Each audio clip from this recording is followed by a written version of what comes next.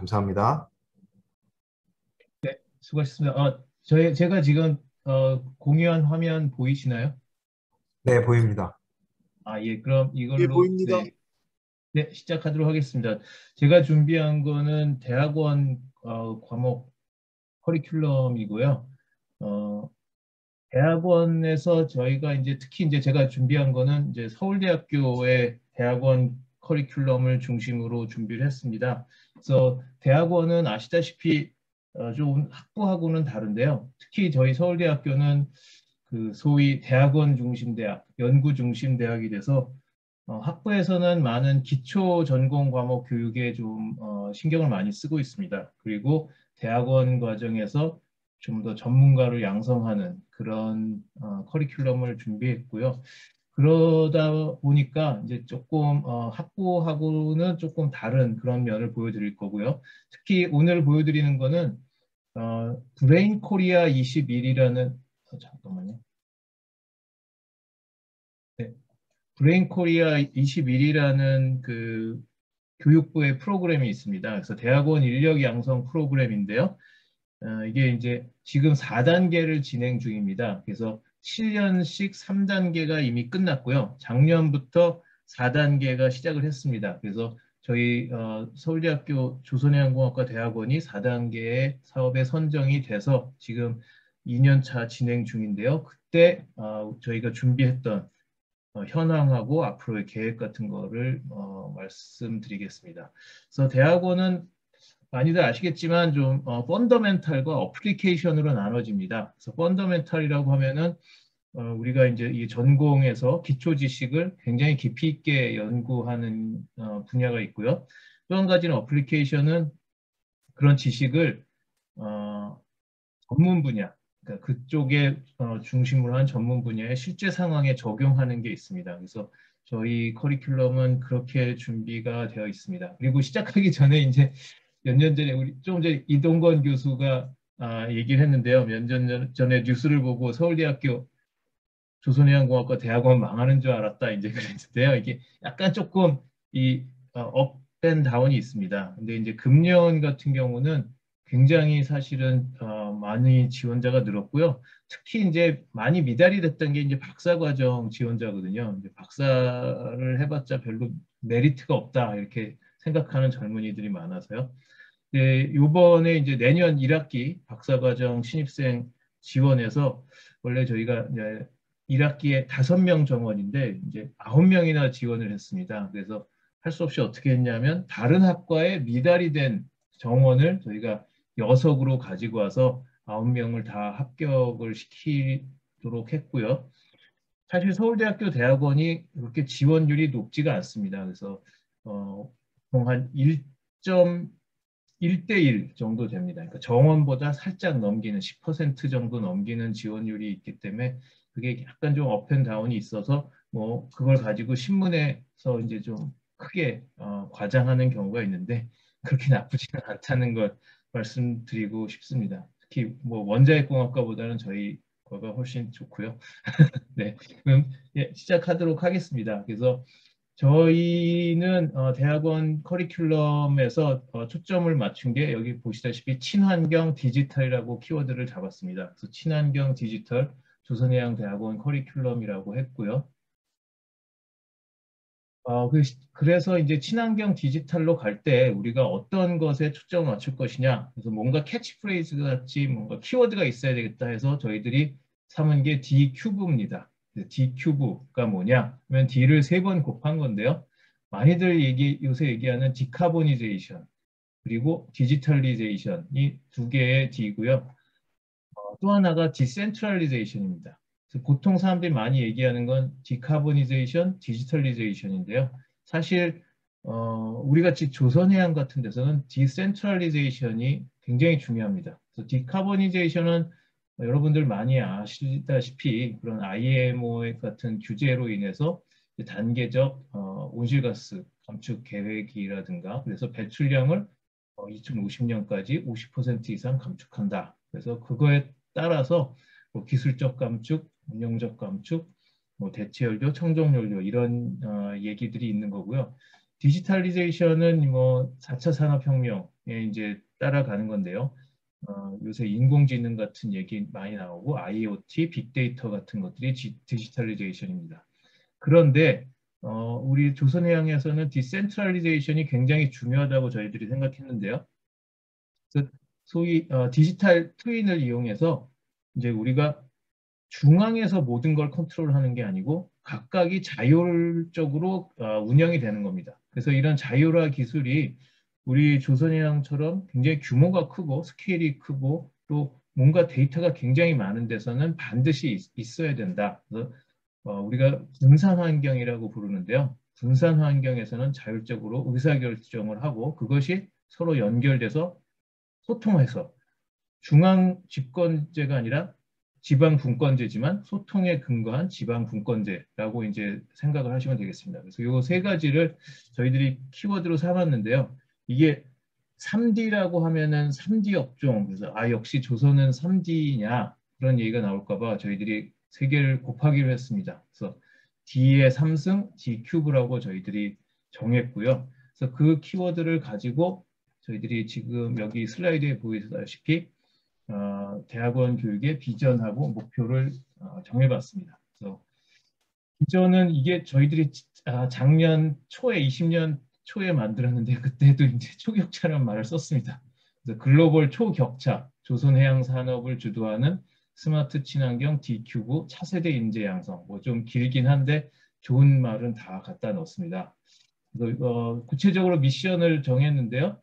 그래서 4차 산업혁명 이후의 미래를 위해서 우리 D큐브 융합기술교육 그리고 연구혁신 그리고 국제화가 굉장히 중요한 키워드가 됩니다. 특히 이제 조선해양산업 같은 경우에는 뭐 우리나라 회사 자체가 국제적으로 가장 큰 회사들이니까요. 그래서 국제화를 통한 창의적 글로벌 공학인재 양성 그리고 또 한 가지는 스마트 친환경인데 지속 가능한 그런 스마트 친환경 선장 동력 확보를 위한 산학 협력과 핵심 인재 양성이라고 잡았습니다.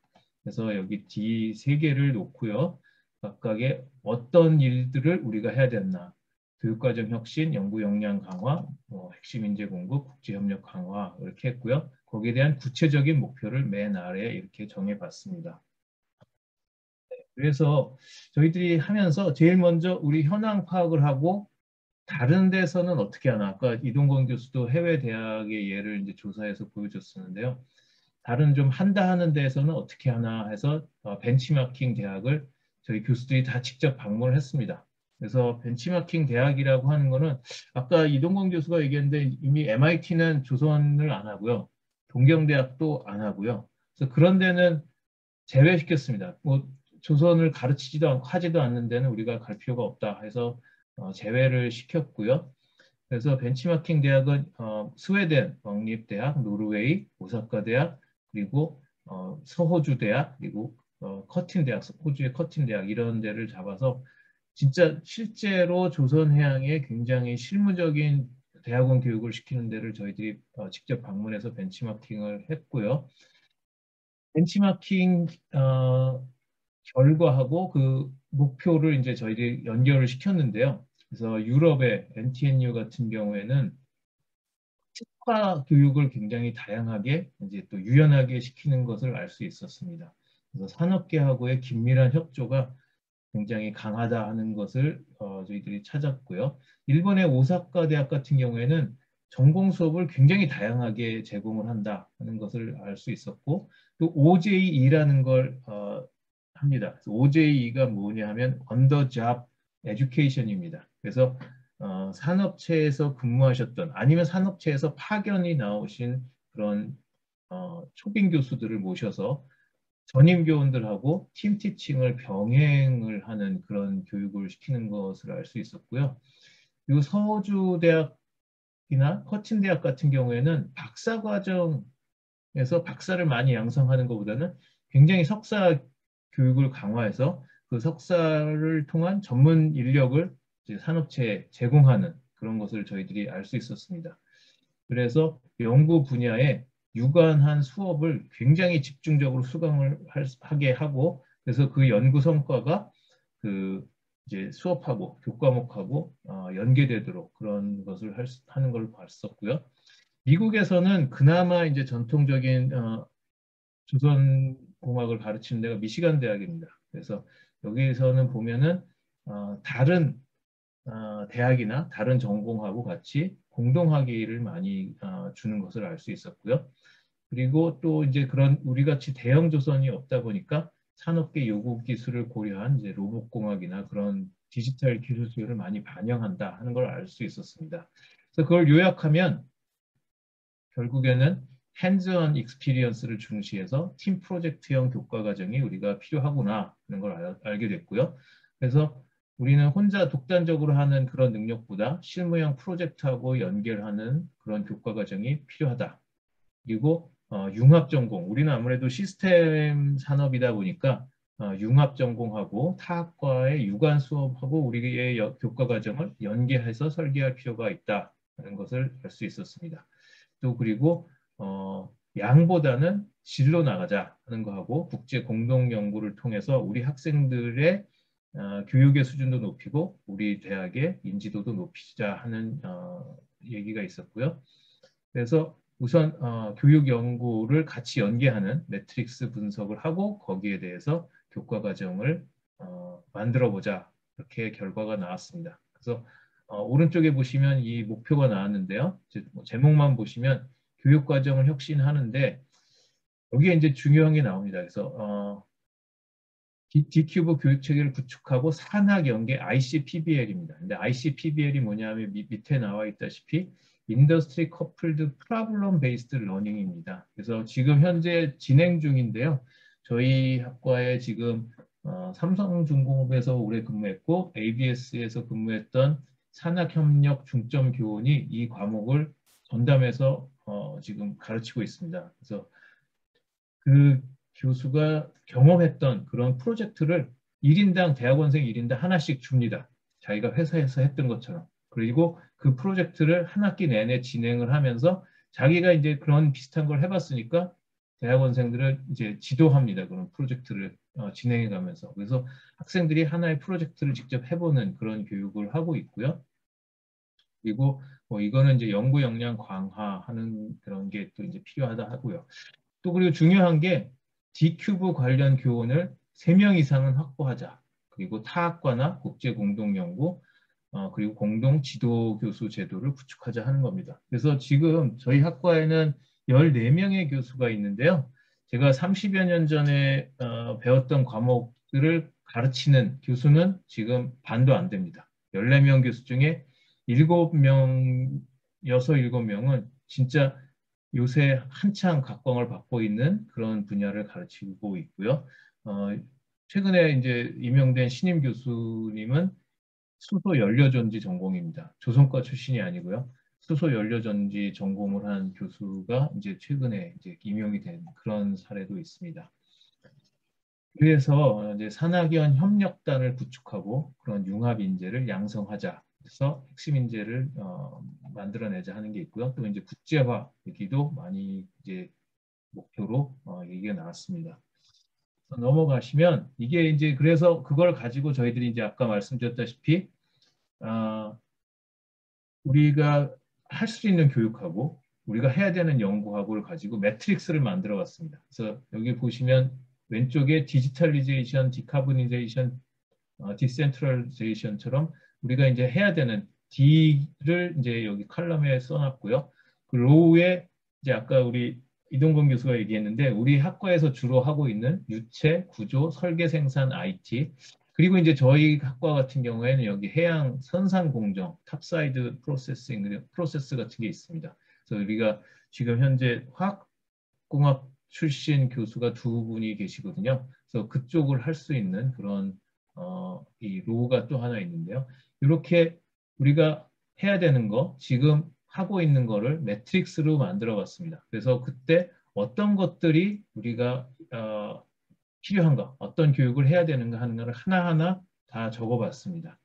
그래서 그것을 어디에다 쓸 수 있느냐. 그래서 맨 오른쪽에 보시면 혼박이나 플랫폼의 디지털 트윈, 그리고 스마트 야드, 그리고 그린십, 그리고 대체 연료, 그리고 해양 복합 발전 그리드, 자율운항 선박, 그리고 VLFS 에너지 생산 공급 이렇게 우리가 갈 수 있다. 그래서 이런 매트릭스를 만들어 봤고요.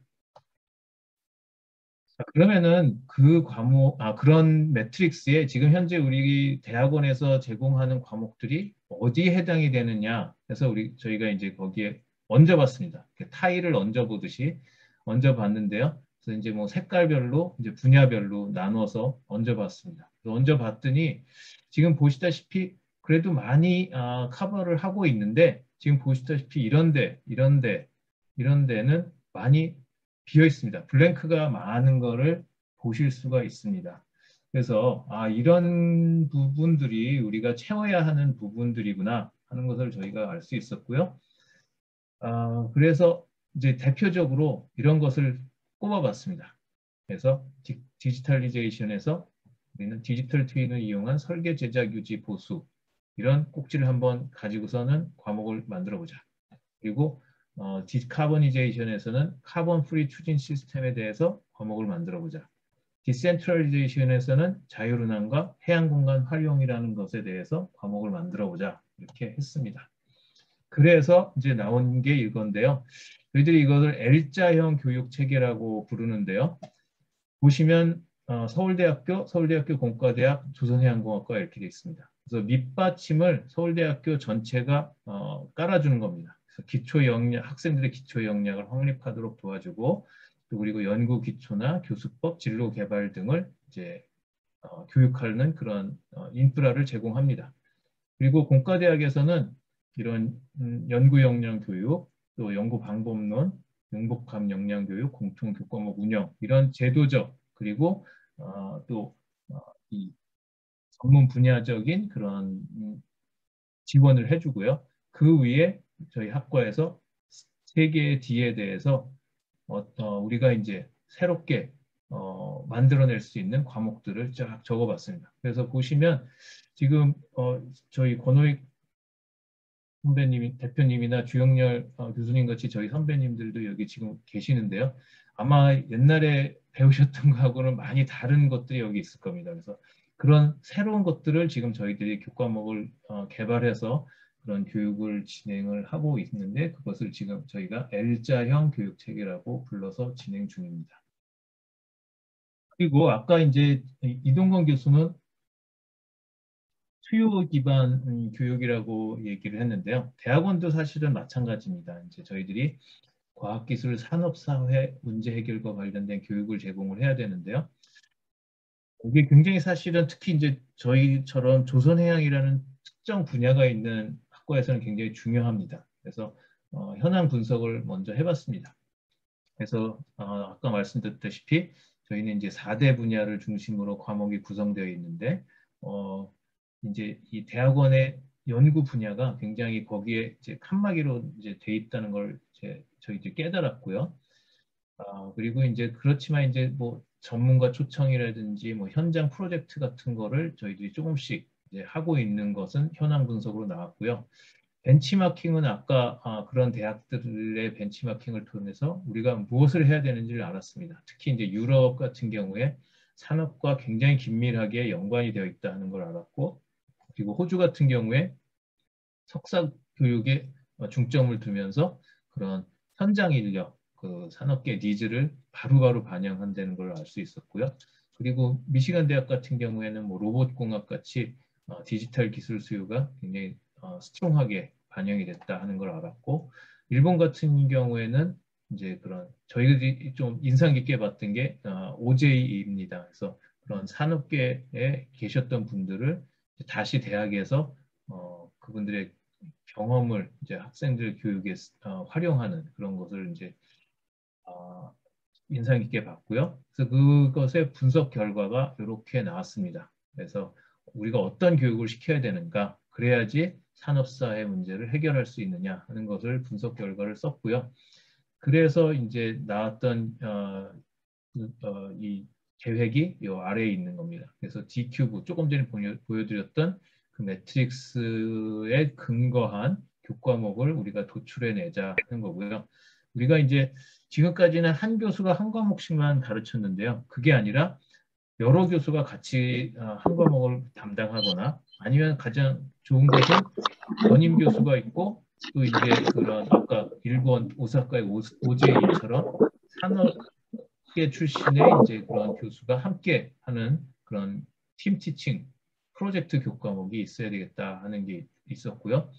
그리고 이런 융합교육이 우리가 필요하구나. 왜냐하면은 조선이라고 하지만 사실은 이제 점점 조선이라는 게 우리 애플이 바퀴 달린 컴퓨터를 만드는 것처럼 이제 조선도 사실은 바다에 떠다니는 컴퓨터를 만드는 것처럼 바뀌어 가는데 우리가 이제 그런 것을 대비해서 융합교육이 있어야 되겠다 하는 것을 우리가 알 수 있었고요.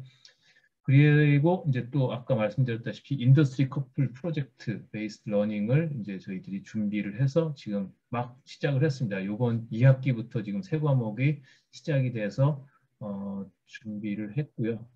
그리고 또 한 가지는 산업체하고 연계해서 우리가 학위를 주는 그런 프로그램을 준비해야 되겠다. 그래서 지금 좀 이따 보여드릴 텐데 거기에 대한 것을 저희들이 지금 시작을 하고 있고요. 신규 교과목을 계속 발굴하자. 그래서 지금 아까 말씀드렸다시피 화학공학과 출신 교수들 그리고 또 수소 연료전지 교수 그런 분들을 초빙해서 이쪽을 개발을 하고 있습니다. 뭐 그래서 이거는 그 예를 보여드린 거고요. 그래서 뭐 보시면 이거는 많이 보셨을 겁니다. 그래서 디카보니제이션하고 디지털리제이션은 많이 보셨을 거고요. 디센트럴리제이션 같은 경우에 뭐 요새 그 AI가 굉장히 많이 발달했다고 하지만 AI 전문가들 얘기를 들어보면 특히 조선소 야드 같은 데서 나오는 데이터를 가지고 실시간으로 이 처리를 해서 한다는 거는 진짜 어마어마한 데이터의 양이라고 합니다. 그래서 그거를 다 중앙에서 하는 것은 지금 상황에서도 굉장히 어려울 것 같고요. 앞으로 가까운 미래에서도 그렇게 가는 건 뭐 가능하겠지만 굉장히 효율이 낮을 수 있습니다. 그래서 그런 디센트럴리제이션을 우리가 좀 써야 되겠다 하는 게 있고 또 그리고 이제 해양 공간 활용을 위해서도 이런 디센트럴리제이션 기술이 반드시 개발이 돼야 되겠다. 그리고 거기에 대한 교육이 필요하다 하는 것을 알 수 있었습니다. 그리고 이게 이제 금년에 이제 지금 시작이 된 건데요. 한국조선해양하고 저희 서울대학교하고 지금 산학협력 체계를 이제 했습니다. 그래서 한국조선해양이 권 회장님이 직접 말씀하셨는데요. 이제는 조선 산업이 용접만 해서는 어렵다 하는 말씀을 하시더라고요. 그래서 조선해양산 공학의 도메인 지식을 가진 사람들한테 AI 교육을 시키겠다. 그래서 선제적으로 AI 기술 개발을 하고 인재 육성을 해야 되겠다.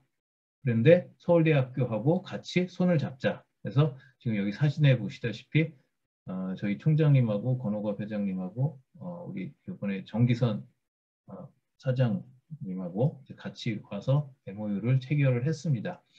그래서 5년간 연 40억씩 한 총 200억 정도의 산학협력 규모가 이제 지금 진행을 하려고 하고요. 주요 내용은 교육 인재 육성 그리고 공동 연구 개발입니다. 그래서 보시면 여기에 다 지금 제가 말씀드렸다시피 중공업 선박 도메인 기반의 혁신적 AI 플러스 X 솔루션을 개발하는 겁니다. 근데 이게 왜 그러냐 하면 지금 아까 이동건 교수가 얘기했는데 현대 글로벌 서비스 그리고 뭐 지금 현대중공업 그룹에서 아비커스라는 회사도 만들었는데요.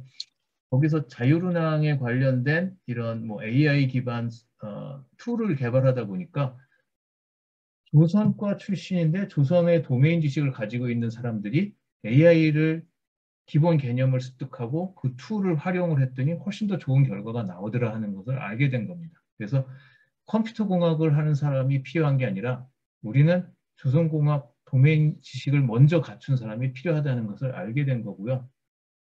그래서 저희들이 지금 내년 2학기의 개설을 목표로 융합전공을 지금 만들려고 하고 있습니다. 그래서 융합전공이라는 것은 대학원에서의 하나의 전공인데요.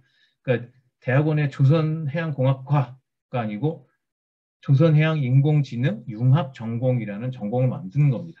그래서 거기에 지금 참여하고 있는 교수님들이 어디 계신 분들이냐면 지금 보시다시피 공과대학의 건설환경, 옛날에 토목공학과입니다. 기계공학, 산업공학, 원자력공학, 뭐 이런 다양한 컴퓨터공학, 뭐 항공우주, 화학생물 이런 다양한 공학 학부 과에 계신 교수님들이 참여하고요. 이제 서울대학교에 이제 융합과학기술대학 옛날에 이제 그 안철수 후보님인가요? 안철수 후보님이 이제 그 학장으로 계셨던 대학 원장으로 계셨던데 지능정보융합학과 그리고 이제 심지어 자연과학 대학의 통계학과에서도 교수님이 참여하십니다. 왜냐하면 통계학이 AI의 굉장히 중요한 부분이니까요. 그래서 저희들이 지금 여기 보시다시피 인공지능에서부터 IoT 그리고 친환경 연료에서부터 신재생 에너지까지를 다 아우르는 그런 과목을 제공했고 연구를 해서 친환경 스마트 조선해양공학이라는 이런 융합교육을 제공하자. 그래서 지금 융합전공이라는 것을 만들 작정이고요.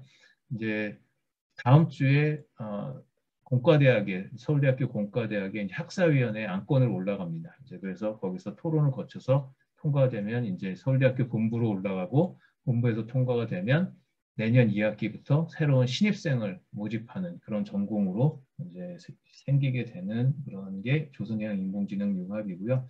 여기서 이걸 전공을 하게 되면 이제 장학금이 나갑니다. 그래서 장학금이 나가는 건 아까 한국 조선해양학부의 산학협력 체계에서 좀 장학금 지원도 되고요. 또 다른 소스로도 장학금이 지원이 돼서 이것을 공부한 학생들이 대학원생들이 석사 박사학위를 받고 다시 한국 조선해양을 가거나 아니면 다른 조선사에 취업을 하거나 연구소에 가거나 그렇게 이제 선순환 구조로 만들려고 하고 있습니다.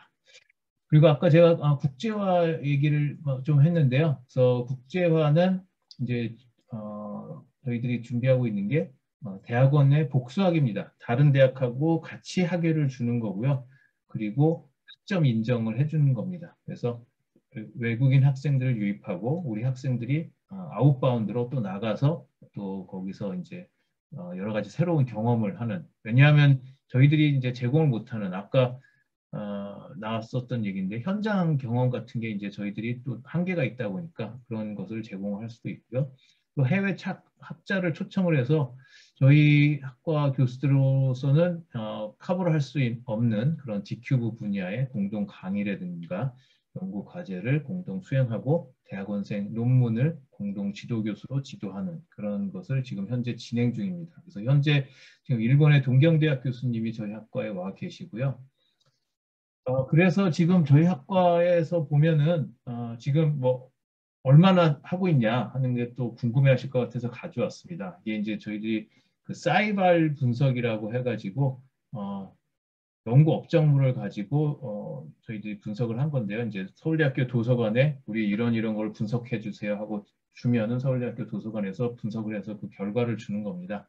그래서 조선해양 분야의 11개 대학, 유럽 4개, 아시아 6개, 미주 1개 대학하고 연구 역량을 비교 분석을 했는데요. 서울대학이 이제 맨 왼쪽이고 여기 보면 영국의 스트라스클라이드, 네덜란드의 델프트, 싱가포르의 내셔널 유니버시티 오브 싱가포르 그리고 오사카 미시간, 노르웨이 NTNU, 포르투갈 리스본, 중국의 달리안 대학, 중국의 천진대학, 중국의 하얼빈 대학 그리고 중국의 상하이 제어통 이렇게 준비를 했습니다.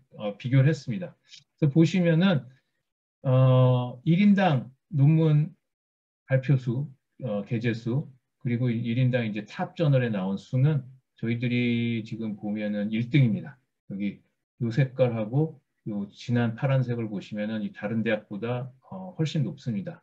이제 우리가 좀 떨어지는 게 요 회색 칼럼인데요. 이게 CNCI라는 겁니다. 그래서 CNCI는 카테고리 노멀라이즈드 사이테이션 임팩트인데요.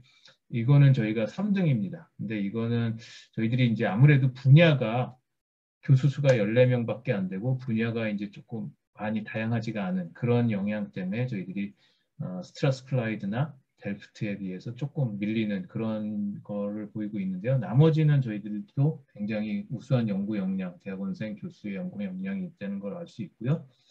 그리고 이제 산업이나 사회 문제 해결에서 얼마만큼 기여하느냐 하는 걸 보시면 저희 서울대학교 조선해양공학과 2019년 기준으로 전체 연구비가 한 63억 원 정도를 수주하고 있습니다. 근데 그 중에서 그 산업체 공동 연구비가 한 66% 정도 됩니다. 그래서 그 얘기는 뭐냐면 우리 전체 연구비 중에서 한 3분의 2 정도가 산업체에서 오는데요. 이거는 저희 학과가 공과대학에서 거의 탑 수준입니다. 그만큼 우리 학과는 산업계하고 굉장히 밀접하게 연관되어서 연구를 하고 거기에 결과를 제공하면서 잘 돌아가고 있다는 것을 보여주고 있는 거고요. 2018년에 더 높았습니다. 71%나 그런 비율이 있었습니다. 그래서 그런 면에서 저희 특히 이제 우리나라의 조선해양공학과 대학원은 산업계하고의 그런 연구 관계가 잘 돌아가고 있다는 것을 보실 수 있습니다. 그리고 이거는 뭐 지금 시간이 많이 지났는데요. 어떤 조선소, 정부, 군, 연구소, 특히 이제 요새는 군하고의 관계가 굉장히 밀접해지고 있습니다. 이제 특히 방산 산업 이제 항공모함도 만들 거고요. 특히 이제 미래형 잠수함이라고 하는 그 원자력 잠수함도 이제 만들 거고요. 그래서 그런 쪽으로도 연구가 계속 지금 진행 중인데 저희 학과 대학원에서도 같이 연구에 참여하는 경우가 많이 있습니다. 그리고 국제화 현황은 뭐 이제 세계 지도에서 이렇게 보여드리고 있는데 뭐 진짜 전 세계에 점을 찍어 보니까 아주 다양한 연구 활동들이 진행 중이라는 것을 알 수 있었고요. 그래서 여러분들도 도와주시면 더욱더 더 활발하게 이제 이런 활동이 진행될 거라고 생각하고 있습니다. 제가 준비한 거는 여기까지고요. 네, 혹시 아까 이동건 교수가 발표한 내용까지 포함해서 질문이나 의견 주시면은 또 제가 같이 말씀드리겠습니다. 네, 감사합니다.